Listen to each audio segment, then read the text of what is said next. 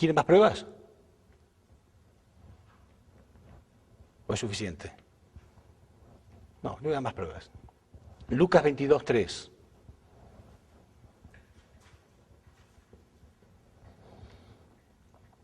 Dice, entonces Satanás entró en Judas y este traicionó a Cristo. No dice Dios lo inspiró. Porque repito, si vino para morir, entonces Judas estaba cumpliendo con eso. Judas estaba ayudando a que se cumpliera la voluntad de Dios. ¿Cuántos amigos tienen ustedes o conocidos o parientes o lo que fuera que se llamen Judas? Levanten la mano. No le ponemos Judas, ¿no? A nuestros hijos. Pedro, Pablo, Juan, Mateo. ¿Sí? Pero no le ponemos Judas. ¿Por qué? Debería ser el nombre más popular entre los cristianos. Fue el que ayudó a que se cumpliera la voluntad de Dios.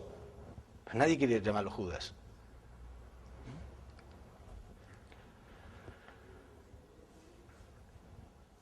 Mateo 26:24. Ay de aquel hombre por el cual el Hijo del Hombre es entregado. Más le valiera a ese hombre no haber nacido. Ay de aquel hombre por el cual el Hijo del Hombre es entregado. Más le valiera a ese hombre no haber nacido. Es preferible no nacer antes de ser aquel que envió a Jesús a la cruz.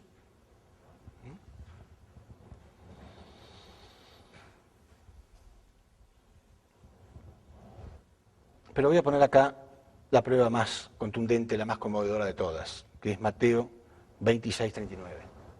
La más fuerte de las pruebas.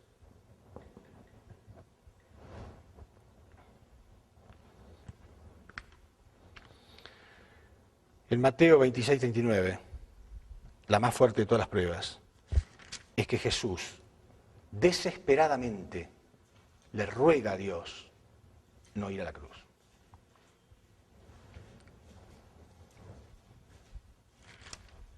¿Por qué? La gran pregunta es ¿por qué? ¿Por qué Dios? ¿Por qué Jesús hace esto? Por supuesto que es porque no era el plan de Dios, pero aparte porque Él sabía todo lo que iba a venir después, los miles de años bajo el dominio satánico y la destrucción de su querido pueblo. Ya van a ver que en Lucas 19:41 Jesús predice la destrucción de Israel. Dice, no va a quedar piedra sobre piedra en Israel, por cuanto no has conocido el tiempo en que Dios te ha visitado. Y Él era judío, Él amaba a ese pueblo. Y Él sabía todo lo que le iba a esperar a Israel. Israel se quedó sin nación hasta hace poco, ¿no? Ustedes saben que a los israelitas se les devolvió la nación después del 1945, creo que fue en 1948, si no me equivoco, después de la Segunda Guerra Mundial. Recién ahí se les permitió, se les devolvió la nación. Miles de años deambulando por el mundo, destruidos por completo y perseguidos. Jesús era judío, Él los amaba. Entonces Jesús ya veía todo lo que iba a pasar con nosotros, las guerras mundiales, el desastre que iba a ser, ¿no? En este mundo satánico durante miles de años más, hasta que pueda llegar Cristo de nuevo. E inclusive empezó a preocuparse ya por la segunda llegada de Cristo, ¿no? Porque en Lucas 18:8 Jesús decía, en verdad les digo, cuando Él venga, les hará justicia. Pero cuando venga el Hijo del Hombre, ¿encontrará fe sobre la tierra?, se preguntaba Jesús. Ya estaba preocupado, o va a volver a ocurrir lo mismo. Entonces, Mateo 26:39.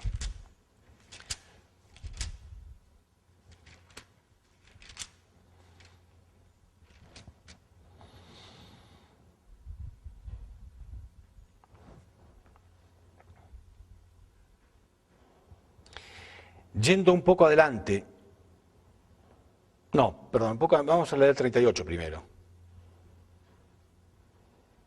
O un poco antes, 37. ¿Sí? Porque dice acá que Jesús toma a sus 3 mejores discípulos. ¿Por qué? Porque tiene que haber alguien, ¿no?, en la posición de Caín. Por lo menos alguien que simbólicamente, lo mínimo son 3. ¿No? El número 3 de nuevo, que representa las 3 etapas, el número 3 que representa los 3 arcángeles, el mínimo el número 3. Para que haya alguien en la posición de Caín que está unido a él. ¿Se entiende? Si no, tiene que morir. Entonces dice que él elige a sus 3 mejores discípulos y va a una propiedad llamada Getsemaní para mostrarle a Dios, mira, por lo menos con esto déjame que continúe. Pero no porque él tuviera miedo de ir a la cruz. Repito, hubo próceres en cada nación, casi que han muerto felices de morir por su patria, sino porque él sabía todo lo que le esperaba a la humanidad. Entonces, dice así. Y tomando a Pedro y a los dos hijos de Zebedeo, comenzó a entristecerse y angustiarse en gran manera. Entonces Jesús les dijo, mi alma está muy triste hasta el punto de la muerte. Quedaos aquí y velad conmigo. Imagínense que yo vengo ante ustedes, ¿no? Ya hemos dado varios días de conferencia, todo, pero un día yo vengo y les digo, perdón, yo no puedo dar conferencia hoy porque tengo una tristeza de muerte en mi corazón. ¿No estarían preocupados? Algunos de ustedes no me conocen, prácticamente ni me conocen, la primera vez que me vieron en persona en su vida. Pero si yo les digo, tengo una tristeza de muerte en mi corazón, estarían todos preguntándose, ¿qué le pasa? ¿No? ¿Cuánto más si ese hombre es Jesús, ¿no? El Señor, el Cristo, el Mesías. ¿Pero qué hicieron ellos? Entonces Jesús les dijo, mi alma está triste hasta el punto de la muerte, quedaos aquí y velad conmigo. Yendo un poco adelante, cayó rostro en tierra, orando y diciendo, Padre mío, si es posible, que pase de mí esta copa. O sea, él en algunas partes dice, en otros evangelios, dice que el sudor de su frente parecía sangre. ¿Recuerdan ustedes los pastores? Sangre, o sea, estaba desesperado realmente. Repito, no es por él, no está orando por él. Habría sido más fácil su misión. Voy a la cruz, salvo a la humanidad. Aparte Jesús sabía perfectamente acerca de la vida en el mundo espiritual, toda la gloria. No era por él, sino que era por el mundo. Pero que no sea como yo quiero, sino como tú. Vino luego a sus discípulos y los encontró durmiendo. En el momento más crucial de su vida, ellos se habían quedado dormidos. Ahora, razonemos un poco, ¿no? Jesús dice que llega y cae rostro en tierra, ora del modo más desesperante de su vida. Cuando una persona está tan enfocada en una oración, deja de orar porque sí, porque de pronto se corta. Mi interpretación es que Dios lo paró, le dijo, no me pidas eso. Porque una persona que va a orar con esa desesperación puede orar horas y horas y horas y horas, ¿no? Pero no, dice eso nada más, Padre, si es posible que este cáliz pase de mí. Y Dios, en mi opinión, lo corta y dice, ve a ver el fundamento que tienes. Entonces Jesús deja de orar y va, y los encuentra durmiendo. Y dijo a Pedro, ¿así que no habéis podido velar conmigo una hora? No lo puede creer. ¿No te pudiste quedar una hora diciéndote que estoy desesperado hasta la muerte? Velad y orad para que no entréis en tentación. El espíritu de la verdad está dispuesto, pero la carne es débil. Otra vez fue, por segunda vez, y oró diciendo, Padre mío, si no puede pasar de mí esta copa sin que yo la beba, que se haga tu voluntad. O sea, por segunda vez le pidió a Dios no ir a la cruz. Y de nuevo, vino otra vez y los halló durmiendo de nuevo. Otra vez los encontró durmiendo. Entonces, otra vez los despierta y otra vez, por tercera vez, va y le pide a Dios de nuevo, si es posible que este cáliz pase de mí. Pero ya no había posibilidades. Entonces, ahora sí, y esto es importante entenderlo, ahora sí tenía que ir a la cruz. ¿Entienden? Ahora sí era la voluntad de Dios. Porque llegó un momento que Pedro lo quería defender y Jesús le dijo, apártate de mí, Satanás. Entonces todo el mundo interpretó, entonces él quería ir a la cruz. Sí, ahora tenía que ir a la cruz. Porque si Jesús moría de anciano, se escapaba, cualquier cosa, ahí sí que no había ningún fundamento que Dios pudiera reclamar, ¿entienden? Pero ahora Satanás golpeó el cuerpo de este hombre, reclamó el cuerpo de Jesús por culpa nuestra, pero su espíritu no.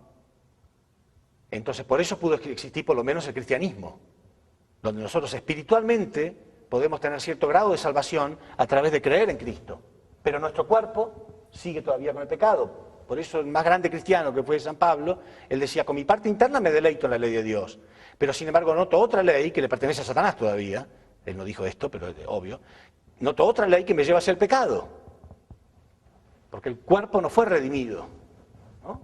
pero por lo menos espiritualmente alcanzamos cierto nivel a través de tener fe en la crucifixión. A través de tener fe en la crucifixión. Pero no era el plan completo de Dios. ¿Entiendes? Es el plan de recurso. Entonces sí, voluntariamente ahí, con todos los fracasos que hubo, ahí sí tuvo que ir a la cruz. ¿Entienden?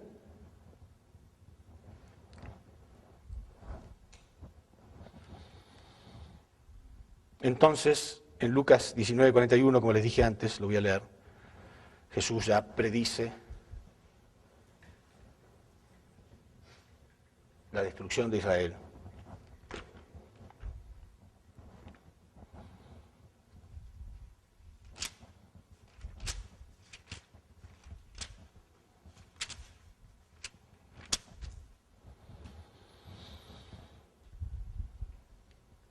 Y cuando llegó cerca de la ciudad, al verla lloró sobre ella, diciendo, oh, si también tú conocieras a lo menos en este día lo que es para tu paz, mas ahora está encubierto a tus ojos. Porque vendrán días sobre ti, cuando tus enemigos te rodearán con vallado, y te sitiarán por todas partes, te estrecharán, y te derribarán a tierra, y a tus hijos dentro de ti, y no dejarán en ti piedra sobre piedra, por cuanto no has conocido el tiempo en que Dios te ha visitado.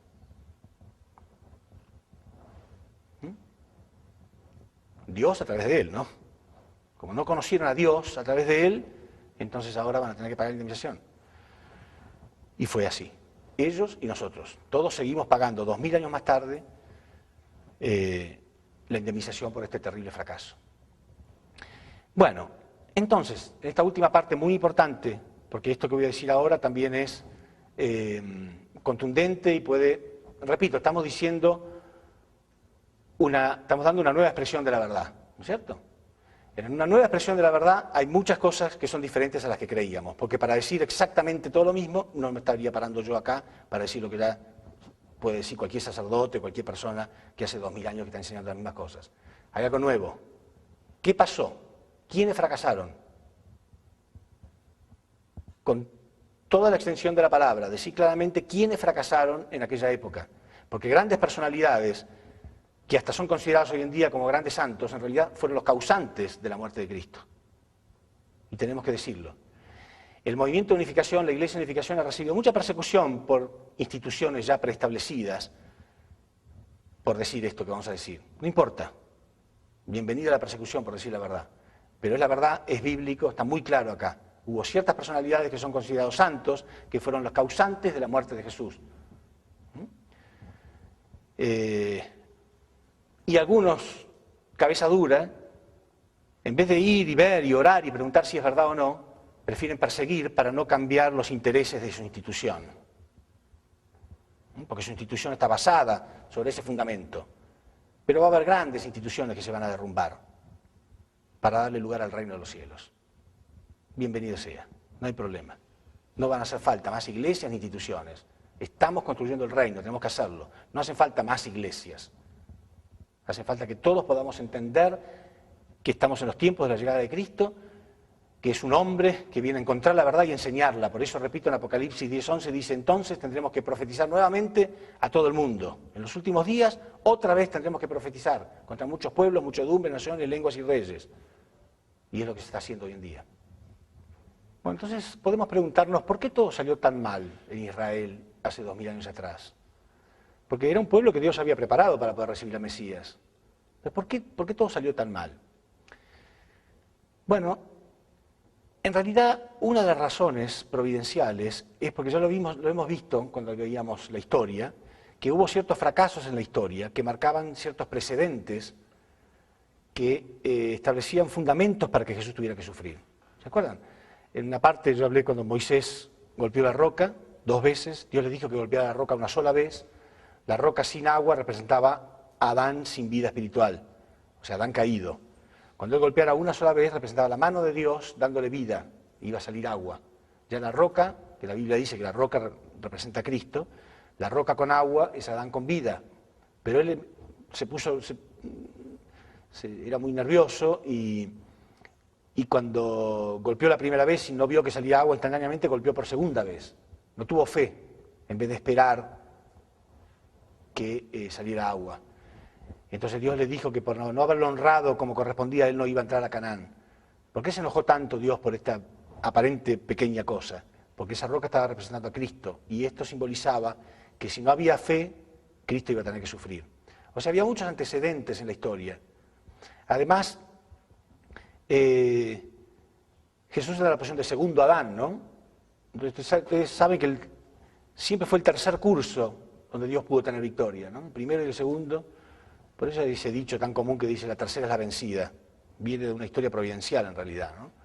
El primer curso, el segundo curso siempre fue mucho más difícil. Entonces Jesús era la posición de segundo Adán. Entonces había muchas características, muchas condiciones en la historia que hacían que fuera muy difícil que hubiera victoria en aquella época. Y Dios lo sabía. Dios lo sabía. Por eso había tantas profecías también, de que sí, hablaban de Jesús como el Señor de la Gloria, porque existía una posibilidad, pero hablaban mucho también de la posibilidad de que Jesús sea perseguido y crucificado. Por eso la confusión de tantos cristianos hoy en día, porque dicen, pero si había profecías que decían eso. Sí, hay dos tipos de profecías. Una en caso de que el hombre sí cumpla con su responsabilidad y otro de que el hombre no cumpla con su responsabilidad. Hay dos tipos de profecías. Por eso hay algunas que llaman a Jesús el Señor de la Gloria y otras el Señor del sufrimiento. Pero nunca se ha entendido eso. Entonces la gente dice, bueno, pero si hay profecías que dicen que iba a morir y murió, quiere decir que era el plan de Dios. Sí, Dios sabía que existían muchas posibilidades de que en esa etapa no hubiera victoria. Pero además de eso, Dios preparó las cosas en el pueblo de Israel. Dios hizo algunas preparaciones muy claras y preparó personajes a los que le dio revelaciones claras y todo, pero ellos fracasaron. Entonces no fue simplemente que el pueblo no creía, porque era casi lógico que no creyeran, ¿no? ¿Por qué creer que cualquiera me dice que es el Mesías? Yo tengo que creer en él, automáticamente, es medio difícil. Lo que generalmente hace el pueblo es fijarse en sus referentes. No hacemos lo mismo hoy en día, ¿no? Cuando hay alguna crisis, le preguntamos a los que se supone que más saben, ¿qué opinan? ¿No? En Argentina, que somos expertos en crisis económicas, siempre que hay una crisis le preguntamos a los ex ministros de Economía o algún entendido en economía o algo, bueno, ¿usted qué opina? ¿Qué va a pasar? ¿Qué no va a pasar? Siempre hay referentes, ¿no? Pero el pueblo de Israel, el pueblo común no tiene conocimiento de las Escrituras, ni experiencias espirituales tan elevadas. Entonces, ¿a quién le pregunta? A sus líderes. Vemos la situación de Israel en el último libro del Antiguo Testamento, Malaquías. Malaquías capítulo 4, versículo 5. En Malaquías nos muestra claramente lo que estaban esperando los escribas, los líderes del judaísmo en aquella época. Ellos estaban preparados, sabían que ellos eran el pueblo elegido de Dios, pero ellos leían las Escrituras que Dios les prometía de que antes de que venga Cristo, Dios iba a enviar de nuevo al profeta Elías. Esto está en Malaquías 4:5, dice, y he aquí, yo os envío al profeta Elías antes de que venga el día de Jehová grande y terrible. Entonces, en cierto sentido ellos estaban tranquilos, porque ellos leían en las Escrituras qué había pasado con Elías. Y Elías, que era un gran profeta del Antiguo Testamento, que tenía, por supuesto, la misión de todo profeta, que era anunciar la venida de Cristo, la Biblia contaba, las Escrituras contaban una experiencia medio extraña, que Elías se fue de este mundo en un torbellino de fuego, y un carro de fuego. Entonces, bueno, ellos tomaban las cosas bastante literalmente, como hacen hoy en día muchos creyentes. La gente tiene la tendencia, y acá hago un margen para aprender alguna cosa nueva, la gente tiene la tendencia a pensar o a querer creer que todo lo que viene de Dios tiene que violar las leyes universales, ¿no? No sé qué ejemplo ponerle.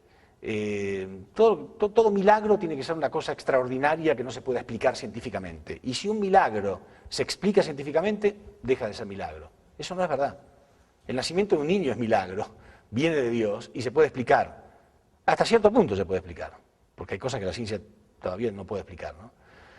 A lo que voy es, seguimos pensando en ese tipo de cosas, ¿no? Y entonces hay muchas cosas que nos marcan como, bueno, si viene de Dios tiene que ser algo extraordinario. Entonces, si yo viniera acá y, no sé, hiciera algún milagro espectacular, entonces ustedes creerían lo que yo estoy diciendo. Pero no es así.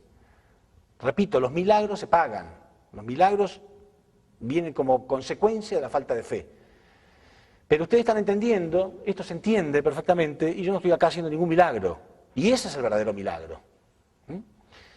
Bueno, entonces se quedaban tranquilos, pensaban, bueno, las Escrituras habían sido, esa parte de Elías había sido escrita mucho antes que ellos, pero decían las Escrituras que algún fenómeno raro había ocurrido, un torbellino de fuego, algo, un carro de fuego se fue.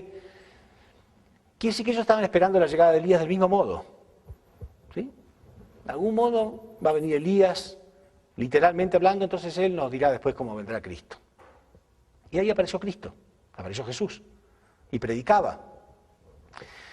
Entonces, los primeros discípulos de Jesús no conocían las Escrituras, no eran expertos teólogos, eran gente común, todos saben, ¿no?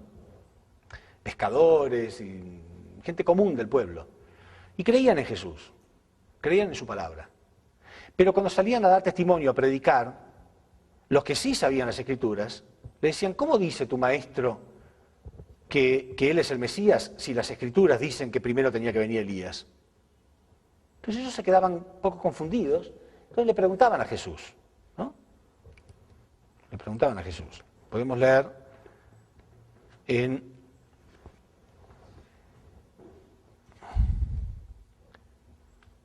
Mateos 17:10, esto que les acabo de contar. ¿Por qué dicen los escribas que primero tiene que venir Elías? Le preguntan a Jesús. Y leemos en Mateo 11:14.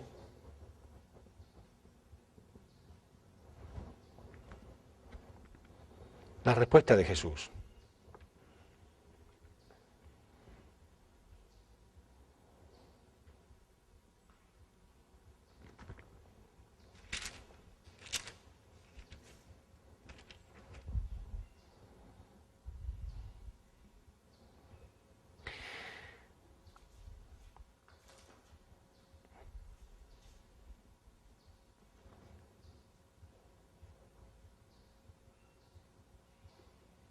Y si queréis recibirlo, en otras traducciones dice, y si queréis admitirlo, él es aquel Elías que había de venir.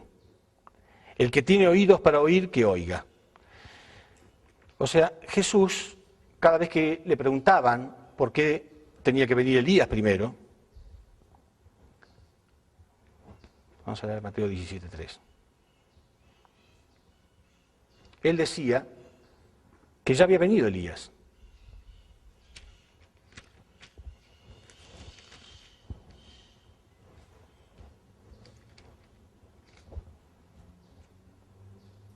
Entonces sus discípulos le preguntaron diciendo, ¿por qué pues dicen los escribas que es necesario que Elías venga primero? Respondiéndole Jesús les dijo, a la verdad, Elías viene primero y restaurará todas las cosas, mas yo os digo que Elías ya vino.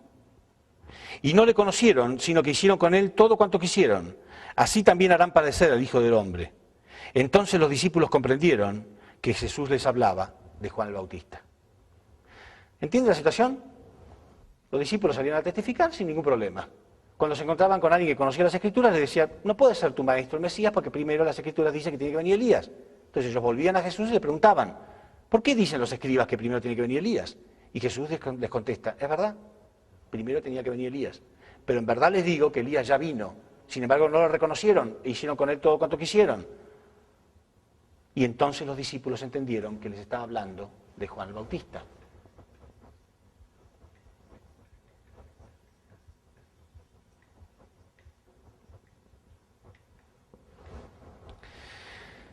Claro, en realidad es confuso, ¿no? Juan el Bautista no era literalmente Elías.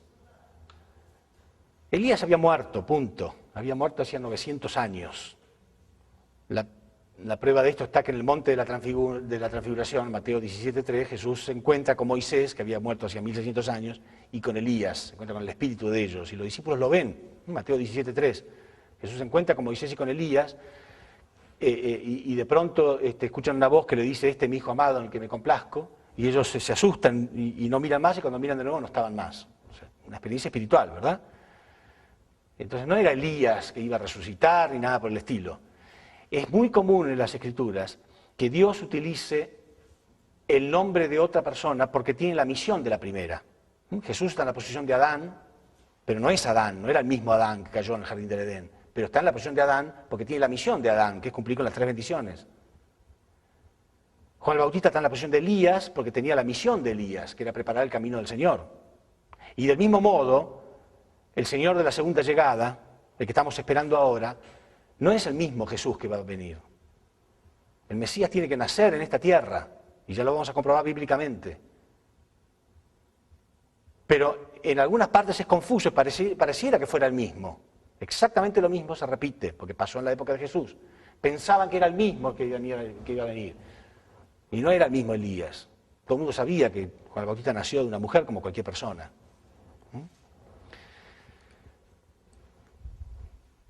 Entonces, los discípulos de Jesús, por supuesto, creían en Jesús, se conformaron con esa respuesta y seguían dando testimonio de Jesús. Y tanto dieron testimonio de Jesús, tanto dieron testimonio de esto que contestaba Jesús. Cada vez que un escriba le decía, pero ¿cómo? Primero tiene que venir Elías, ellos contestaban, sí, ya vino, es Juan el Bautista. Ellos no tenían problema de fe, ¿entienden? ¿Saben por qué no tenían problema de fe? Porque no estaban escudriñando las Escrituras como locos. Ellos tenían fe en Jesús, punto. Entonces Jesús les dijo eso y para ellos era suficiente. Pero tanto se dijo esto, que entonces terminaron diciendo, bueno, vamos a preguntarle a Juan, ¿no? Los escribas, ¿no? Entonces en Juan 1:21,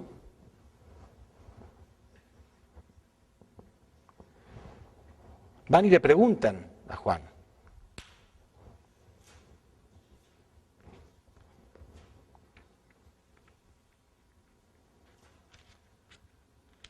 ¿No? Entonces, ya, tanto que se dice eso, vamos a preguntarle a Juan si él es Elías. Este es el testimonio de Juan cuando los judíos enviaron de Jerusalén sacerdotes y levitas para que le preguntaran, ¿tú quién eres? Él confesó y no negó, sino confesó, yo no soy el Cristo. ¿Recuerda que le dije en la conferencia de ayer que el pueblo estaba tan unido a Juan que hasta pensaban que él era el Mesías? Miren qué ironía, ¿no? Jesús, que era el Mesías, tenía que convencerlos que era el Mesías, y Juan, que no lo era, tenía que convencer al pueblo de que él no era. Porque en realidad el primer fundamento tenía que ser entre Juan y el pueblo. El pueblo en la pasión de Caín tenía que unirse a Juan, y Juan unirse a Cristo. Él confesó y no negó, sino confesó, yo no soy el Cristo. Y le preguntaron, ¿qué pues? ¿Eres tú Elías? Él dijo, no. ¿Eres tú el profeta? Volvió a responder, no. Quiere decir que Jesús decía que sí y Juan decía que no. Ya había una grave contradicción entre los dos. Ahora, ¿por qué Juan contesta que no? Él no sabía. Si leemos en Lucas 1:17,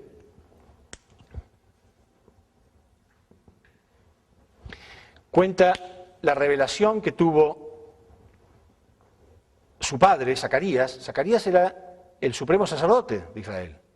Supremo sacerdote de Israel. Y Juan el Bautista era su hijo. Lucas 1:17.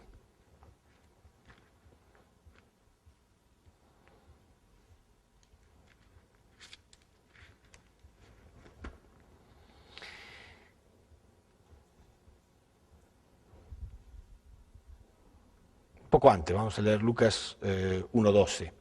Y se turbó Zacarías al verle y se sobrecogió de temor. Un poco antes, 11.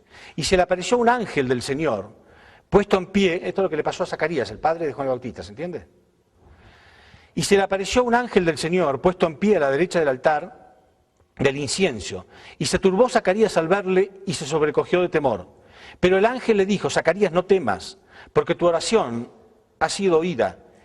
Y tu mujer Elizabeth te dará a luz un hijo y llamará su nombre Juan. Y tendrá gozo y alegría, y muchos se regocijarán de su nacimiento, porque será grande delante del Señor. No beberá vino ni sidra, y será lleno del Espíritu Santo, aún desde el vientre de su madre, y hará que muchos de los hijos de Israel se conviertan al Señor su Dios, al Señor Dios de ellos. E irá delante de él, delante del Señor, o sea que fue preparado para preparar el camino de Cristo. E irá delante de él con el espíritu y el poder del profeta Elías. ¿Sí? Miren, pasaron 2000 años y hoy todos nosotros sabemos que el ángel le reveló que él venía con el espíritu y el poder del profeta Elías. ¿Creen que él no se enteró? Se enteró la humanidad entera, pero él no. si el Padre recibe la revelación de que su Hijo va a venir con el espíritu y el poder de un gran profeta del Antiguo Testamento, ¿no creen que se lo habrá dicho? Si no se lo dijo, ¿cómo llegó hasta las Escrituras? ¿Cómo está acá hasta hoy en día? Sí, Juan sabía que él había nacido con el espíritu y el poder del profeta Elías y que él había venido con la misión de preparar el camino del Mesías. Está clarísimo en la Biblia, clarito en Juan, que él dice, no, yo no soy el Cristo, solamente he sido enviado delante de él. Pero el que viene detrás de él, que es el que bautiza con el Espíritu Santo, yo no soy digno ni de atarle las sandalias. Él, que es el hijo del supremo sacerdote, se imaginaba al Mesías de un modo tan espectacular, quién sabe cómo, que ni siquiera era digno de atarle las sandalias. ¿Entienden? Quiere decir que él tenía muy en claro que él tenía la misión de preparar el camino de Cristo. Porque dice, el que viene detrás de mí, está constantemente hablando del que viene detrás de él. Quiere decir que Juan sabía su misión. Por eso fue al desierto, comía langostas y miel silvestre y se preparó una vida ascética, una vida pura espiritualmente, haciendo condiciones para poder cumplir con esa misión. Ahora, ¿cumplió Juan con su misión? Bueno, ya vemos una clara contradicción. Jesús decía que él era Elías, él decía que no era Elías. Entonces, ¿en quién iba a creer el pueblo? Juan el Bautista había tenido muchos milagros en su nacimiento. La gente inclusive, repito, pensaba que él era el Cristo. Ahí dice, y la gente en sus corazones tenía la esperanza de que él fuera el Mesías, el Cristo. Él tenía que convencerlos de que no. Sin embargo, Jesús era el hijo del carpintero, era pobre. En apariencia no tenía ninguna autoridad para enseñar cosas espirituales, porque Jesús no era ni escriba, ni fariseo, ni teólogo, ni líder del judaísmo, ni nada por el estilo. Quiere decir que a los ojos de los líderes del judaísmo Jesús no tenía ninguna autoridad para hablar de cosas espirituales. Juan sí, era el hijo del supremo sacerdote. ¿En quién iba a creer el pueblo?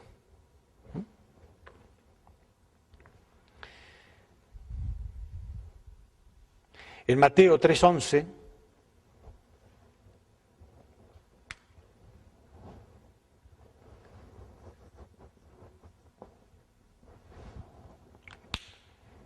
vemos cómo Juan tenía muy claro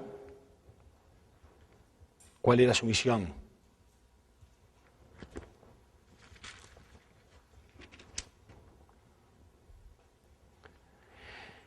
Dice, yo a la verdad os bautizo en agua para arrepentimiento, pero el que viene detrás de mí, cuyo calzado yo no soy digno de llevar, es más poderoso que yo. Él os bautizará con Espíritu Santo y fuego. O sea, tenía muy claro su misión. En Lucas 3:15,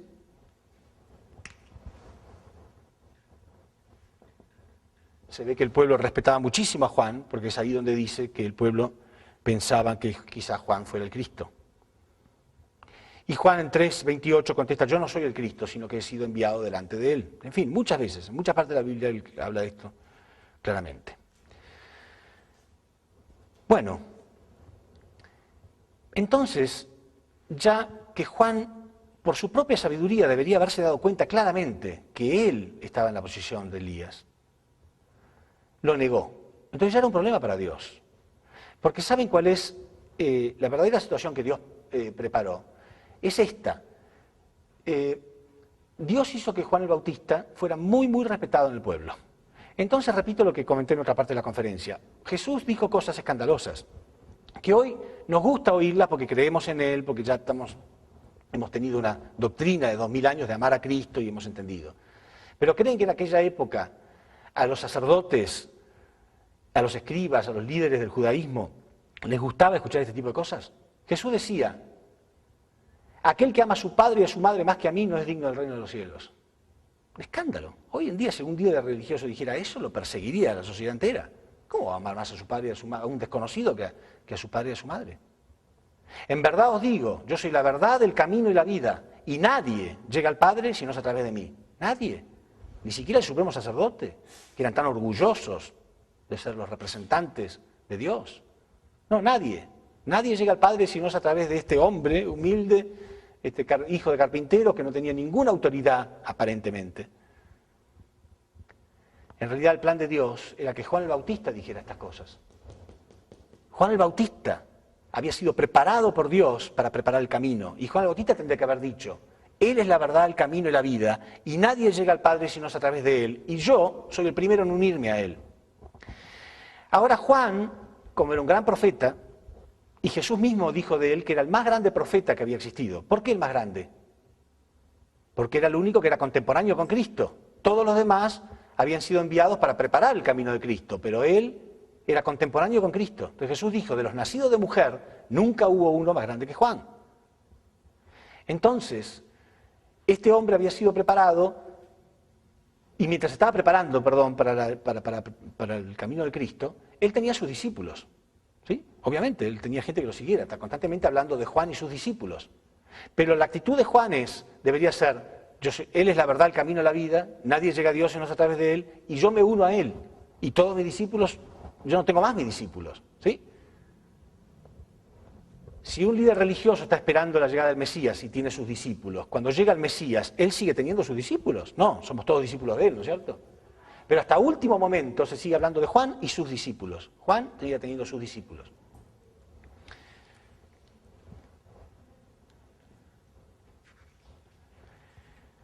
Pero en un momento,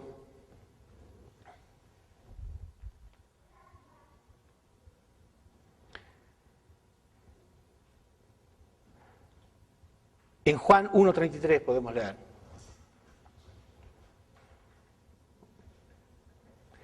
Dios, repito, que ya se veían problemas, ¿no? Porque había preparado a este hombre que tenía que haberse dado cuenta que él venía con el espíritu y el poder del profeta Elías, se da cuenta que no se está dando cuenta, que no está cumpliendo. Entonces hace un milagro. Porque aún una revelación es un milagro. Una revelación determinada es un milagro. Pero mucho mejor es si la persona cree y se da cuenta por sí solo. Pero ya Dios no tenía esta posibilidad, entonces Dios hace el milagro de revelarle a Juan. Juan 1:33.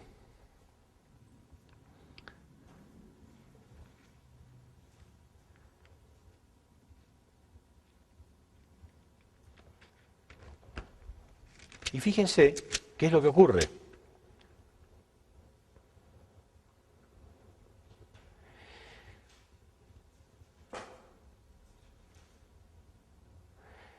Dice, también dio Juan testimonio diciendo, esto es en realidad Juan 1:32 primero, ¿no?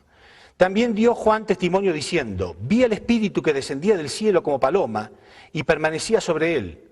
O sea, en pocas palabras, Juan bautizaba con agua, ¿no es cierto?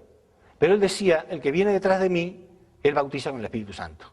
Pero mientras Dios le reveló que cuando él estuviera bautizando, aquel en quien viera que se posa el Espíritu sobre él, ese es mi Hijo amado, ese es mi Hijo. O sea que Dios le reveló a Juan que él le iba a revelar quién era el Mesías. Imagínense qué día emocionante para Juan. Imagínense ustedes qué día emocionante. Él había preparado toda su vida. Ya su padre había recibido revelaciones. Su padre había recibido revelaciones de que su hijo iba a ser el encargado de preparar el camino de Cristo. O sea que iba a ser contemporáneo con Cristo, con el Mesías. Desde que nació él tenía esta misión clara. Y ahora de pronto recibía la revelación, Dios le reveló que él le iba a revelar mañana quién era el Mesías. Qué noche, ¿no? Se imaginan ustedes, ¿no? Una persona que toda su vida desde que nació tenía claro esto. En realidad para cualquier persona, ¿no? Si Dios le fuera a revelar mañana quién es el Mesías, estarían muy emocionados. Pero cuánto más él, que iba a estar muy cerca del Mesías. ¿No? Porque él era el encargado principal de preparar su camino.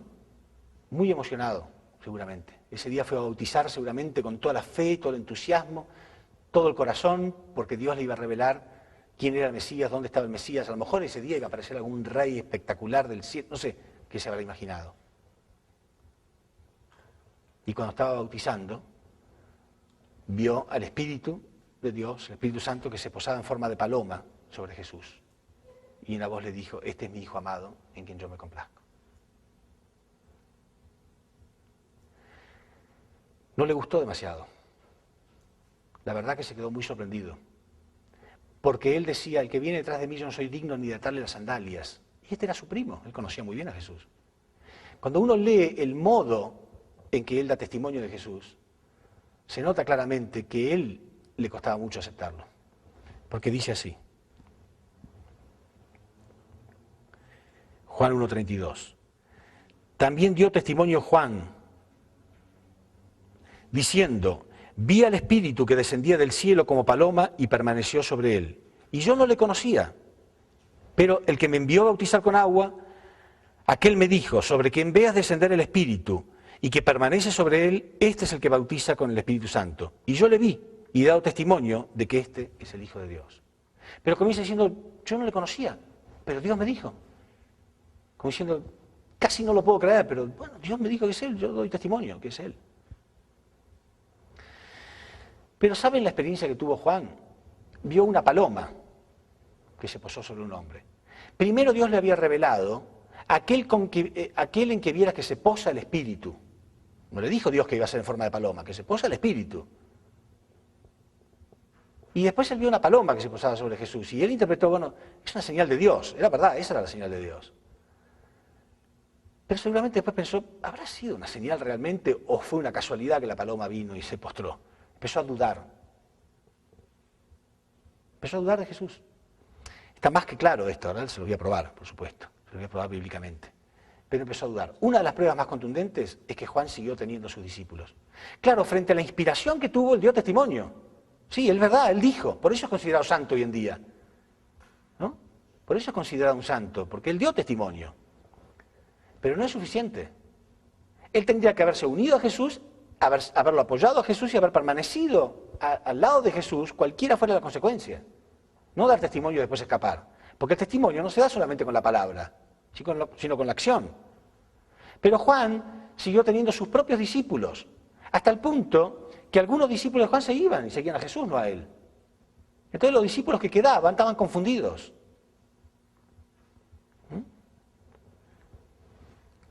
Y eso lo podemos ver clarito en Juan 3:30.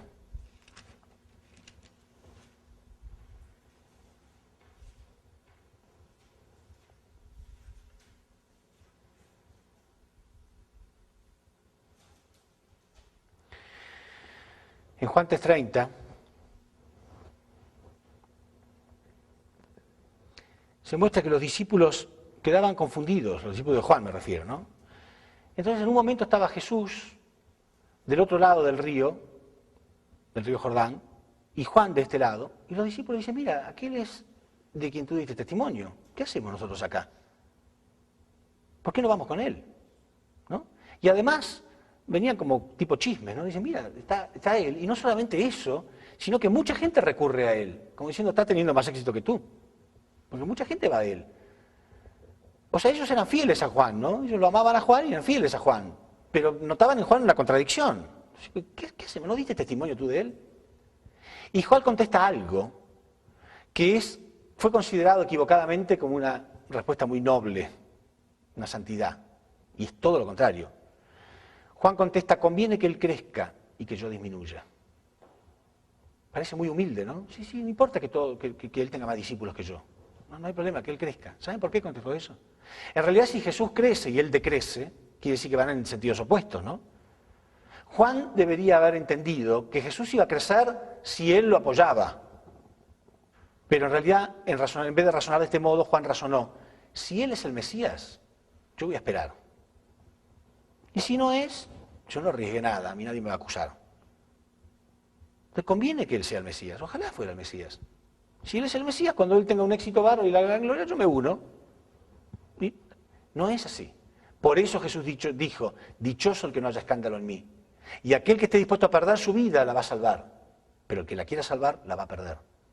Él la quiso salvar y le cortaron la cabeza al poco tiempo. ¿Sí?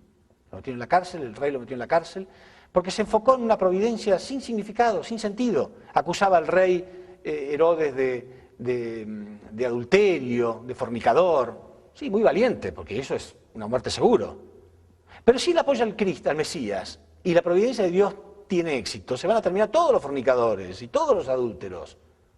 Esa providencia era mucho más importante que estar metido en otro tema personal con el rey, que al final le cortaron la cabeza. ¿Entienden? Entonces el error de Juan, y esto es muy importante, no es que Juan decidió que Jesús no era el Cristo. No, él no estaba seguro.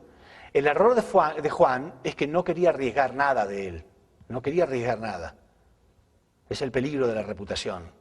Cuando venga Cristo, prefiero no tener ninguna reputación del mundo satánico, ninguna reputación acá, porque a lo mejor me da vergüenza. A lo mejor cuando llegue Él, nos va a dar vergüenza, ¿no? ¿Qué van a decir los cristianos? Me pasó. ¿Qué va a decir mi familia, que es tan católica? ¿Qué va a decir la sociedad? ¿Qué va a pasar con tal cosa? Ojalá no tenga ningún tipo de este compromiso con el mundo satánico. Porque todos los grandes hombres de la historia que recibieron una revelación, desde Noé mismo, Noé recibió la revelación que tenía que ser el arca, y todo lo demás se burlaban de él y decían que estaba loco, hasta su propia familia. Pero él lo hizo igual. Y hasta es un honor ser ridiculizado por el mundo satánico. Cualquier cosa pueden decir, herejes, satánicos, locos, sectas, lo que quieran, pero uno sabe que es verdad. Pero Juan no quiso arriesgar esto. Y dio una respuesta pseudo humilde, ¿no? Conviene que él crezca y que yo disminuya. Y si él tiene éxito, bien. No se dio cuenta que iba a tener éxito con él. Si el pueblo lo respetaba a él, hasta el punto que pensaba que él era el Cristo. Pero no, Juan siguió teniendo sus propios discípulos.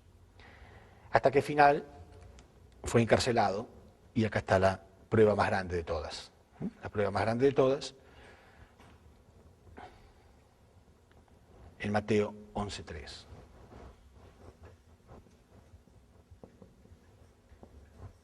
Desde la cárcel, Juan envió a 2 de sus discípulos, o sea, seguía hasta último segundo teniendo sus propios discípulos. Dice, desde la cárcel Juan envió a 2 de sus discípulos a preguntarle a Jesús, ¿eres tú el que debía venir o tenemos que esperar a otro? Fueron las últimas palabras de Juan. Una clara duda, ¿no? Él dudó, nunca confió en Jesús. Pero repito, nunca decidió en su corazón que Jesús no era el Mesías, no. Pero nunca tampoco. Ahora, ¿de qué modo podía averiguar? Porque hasta dudar un poco a lo mejor era lógico. Pero ¿de qué modo iba a comprobar si lo era o no? A su lado, jugándose por él. Y ahí iba a comprobar, estando cerca. Y lo mismo nos pasa a nosotros hoy en día. ¿De qué modo voy a comprobar si todo esto es verdad? Estando en mi casa, a ver si alguien me lleva la verdad de algún modo. Muévanse un poco, aunque sea enciendan el televisor. Abran el libro, vengan, algo, pregunten. No, Juan se quedó ahí. No era tan grave que él dudara. Cualquier ser humano tiene derecho a dudar. Pero haga algo. Le volvió a preguntar, no hay ninguna parte donde diga, le volvió a preguntar a Dios, Padre, ¿realmente este que tú me dijiste es el Cristo? No, nada más. Él tomó esa decisión. Bueno, vamos a ver, que él haga lo que quiera, después yo me le uno, cualquier cosa. Las últimas palabras de Juan fueron una clara duda. ¿Y qué contestó Jesús?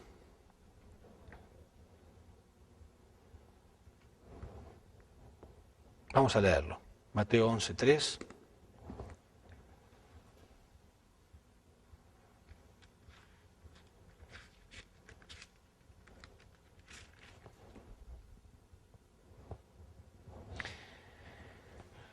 Y al oír Juan desde la cárcel los hechos de Cristo, porque ahí se acordó, no es que estuvo todo el tiempo pensando en la cárcel, oía todas las cosas que Jesús hacía, entonces dijo, ¿y por qué estoy en la cárcel? ¿Y por qué me van a cortar la cabeza? ¿Habré fallado? ¿Por qué Dios no me ayuda? ¿Habré fracasado en algo? Tarde ya. Y al oír Juan en la cárcel los hechos de Cristo, le envió 2 de sus discípulos para preguntarle, ¿eres tú aquel que debía venir o tenemos que esperar a otro? ¿Qué creen que respondió Jesús? Sí, por fin se dio cuenta, muy bien, bienaventurado, glorioso Juan, nada de eso. Jesús contestó con mucha frustración, Ni siquiera contestó sí. Respondiendo Jesús les dijo, id y haced saber a Juan las cosas que veis y oís. Los ciegos ven, los cojos andan, los leprosos quedan limpios y los sordos oyen. Los muertos son resucitados. ¿Por qué dijo eso? Es otro tema, ¿no? Acerca de la resurrección. ¿Sí? Los muertos son resucitados, dijo Jesús. Todavía no había resucitado a nadie. Los muertos son resucitados y a los pobres es anunciado el Evangelio. Y bienaventurado es el que no haya tropiezo en mí. Pero mientras ellos se iban, quiere decir que Jesús tuvo hasta la delicadeza de esperar que los discípulos de Juan se fueran, ¿no? Porque iba a decir algo duro acerca de Juan. Mientras ellos se iban, comenzó Jesús a hablar de Juan a la gente. ¿Qué salisteis a ver al desierto? Porque cuando Juan hacía esta vida ascética, la gente iba a verlo al desierto, ¿no? ¿Qué salisteis a ver al desierto? ¿Una caña sacudida por el viento? ¿Qué salisteis a ver? ¿A un hombre cubierto de vestiduras delicadas? He aquí los que lavan vestiduras delicadas, en la casa de los reyes están. ¿Pero qué salisteis a ver? ¿A un profeta?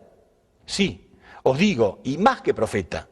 Porque este es de quien está escrito: he aquí, yo envío mi mensajero delante de tu faz, el cual preparará tu camino delante de ti.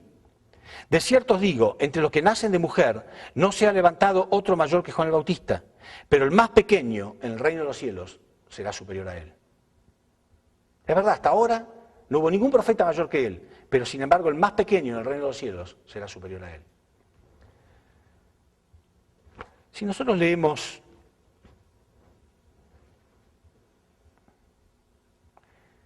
en Mateo 5:19,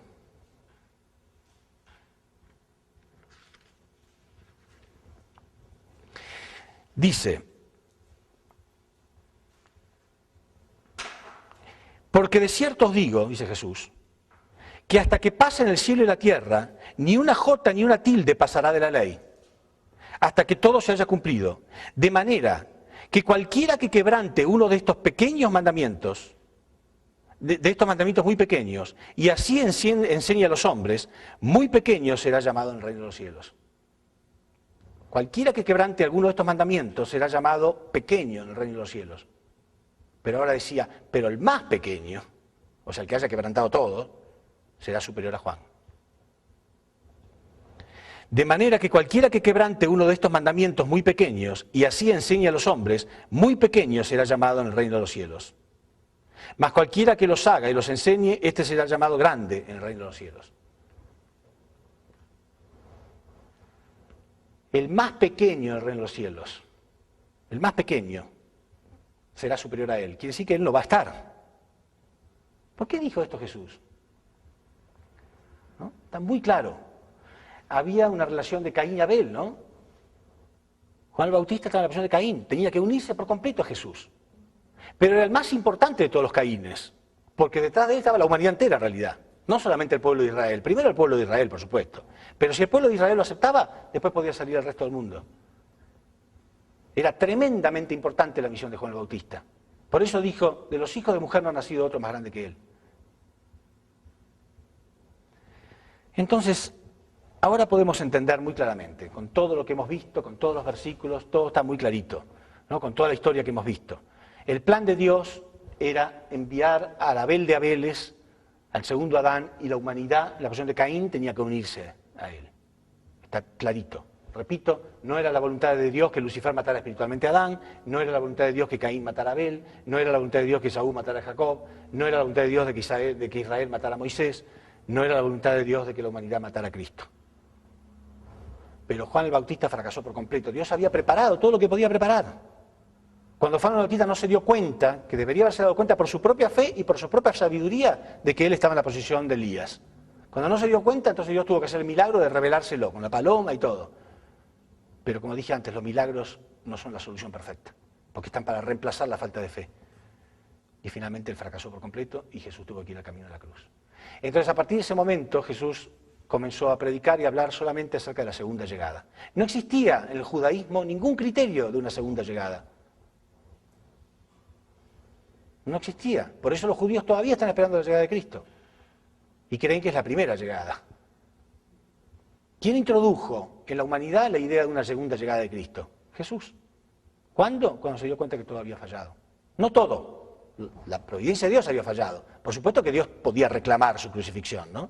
Y por eso pudimos aferrarnos durante 2000 años a esto. No estoy diciendo con esto que la crucifixión de Cristo haya sido inútil, no. Por supuesto que Dios usó eso para crear el cristianismo que nosotros podamos aferrarnos. Pero esa no es la solución completa para la destrucción de este mundo satánico. Y así que todavía estamos esperando. Y todavía tenemos nuestra responsabilidad. Entonces nosotros heredamos esa cruz hoy. La heredamos nosotros, tenemos que hacerlo nosotros ahora. Y si fallamos de nuevo, miles y miles de años se pierden de nuevo. Bueno, entonces en la próxima conferencia vamos a ver clarito que por este fracaso se pierden 2000 años y se repite la historia, perfectamente igual. Otra vez una repetición. Quiere decir que los últimos 2000 años de historia, a ver, voy a hacer un pequeño gráfico así ustedes lo entienden. ¿Sí? Desde Jacob hasta Jesús pasaron 2000 años. Todo eso se perdió, 2000 años. Y desde Jesús hasta hoy son la repetición de esos 2000 años.